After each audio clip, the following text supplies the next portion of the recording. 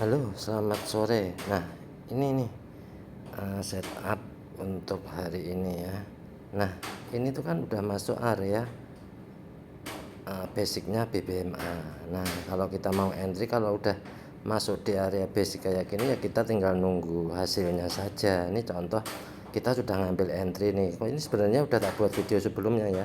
Nah, ini berakhirnya shadow ini kita boleh entry atau mau ngambil floatingnya di sini atau menggunakan yang ini ya, shadow yang candle merah ini boleh. Nah, jadi sepanjang shadow ini kita boleh entry sell gitu kan ya, targetnya ya sama ke sini ke malo gitu. Jadi kalau ini daily ya harus sabar, ini kita entry daily ini.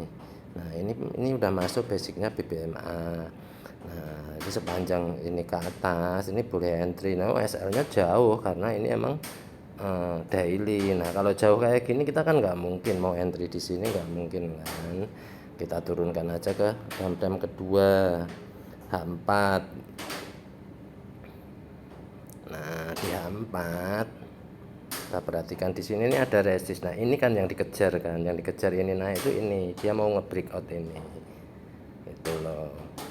Dia mau mencoba nge-breakout ini, makanya di sini kalau MHV ya kita entry sell, berarti dia nggak mampu untuk mengejar ini, mengejar resist ini. Dia tuh retestnya mau breakout ini, shadow paling tinggi ini. Nah, makanya di sini kita harapkan ini menjadi MHV.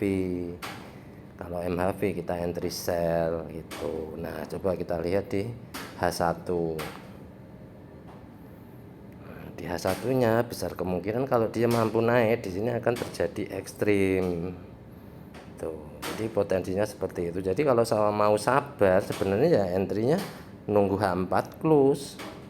Nunggu kepastian H4 ini. Jadi nanti jam berapa itu? Jam 5 ya. Nah, itu. Nah, di sini tuh udah ada tanda-tanda atau ciri-ciri MHV gitu loh. Nah, jadi ini perlu nunggu nanti konfirmasinya ya jam 5. Gimana ini close candle nanti, apakah dia menjadi CSM atau menjadi MHV seperti itu. Jadi yang kita entry ini udah masuk di basic BBMA-nya itu. Nah, ini itu udah. Jadi kalau kita entry di sini ini ya nggak ada salah gitu. Saya tinggal nunggu hasil aja, tinggal penaruhan SL-nya bener apa enggak. Kalau penaruhan SL-nya asal-asalan 10-20 pip bisa saja dia dimakan dulu baru dia turun seperti itu. Jadi coba ditarik ke sebelah kiri sini. Nah, ini sini ada shadow lah, ini dari garis ungu ke atas ini tuh masih artinya zonanya sell gitu. Ya kalau mau SL ya di sini tuh, berarti kan anggaplah kalau di sini berarti kan di atas top BB gitu. Ya, cuman kan jaraknya jauh banget ya, kalau margin kita nyampe SL-nya bener, marginnya nggak kuat, sama aja MC seperti itu. Jadi pengambilan kayak gini ya jangan banyak-banyak. Kalau kita belum pasti di H4-nya sana ya kita entry-nya nggak usah banyak-banyak layar. Saya ada entry sell ada.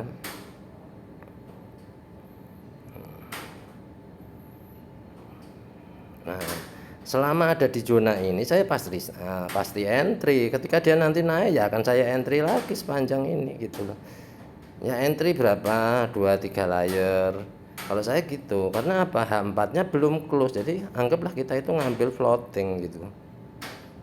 Tuh. Merah ya, tapi emang kita sudah niat ya. Karena di situ memang area basicnya merah juga ya biarin saja. Kan kita panennya kalau udah biru, merah mah peyem aja, anggap aja itu lagi diutang sama brokernya buat bayar yang B gitu aja.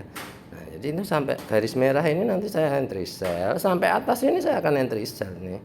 Sepanjang ini saya akan entry sell terus, saya tambah 2 layer gitu aja. Jadi kalau udah ada di area kayak gini ya kita santai aja, kita udah masuk di basicnya kok. Kalau kita nggak percaya ke basicnya ya susah, nantinya kita nggak konsisten metode, nggak konsisten hasil.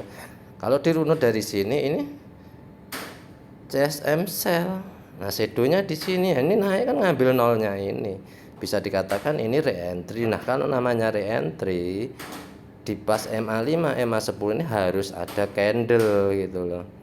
Itu namanya re-entry. Kalau ini baru masih reject pasti masih mau dites terus gitu. Jadi ya kita bisa ngambil TP-nya di H4, malonya H4 atau mid BB-nya H4 itu boleh.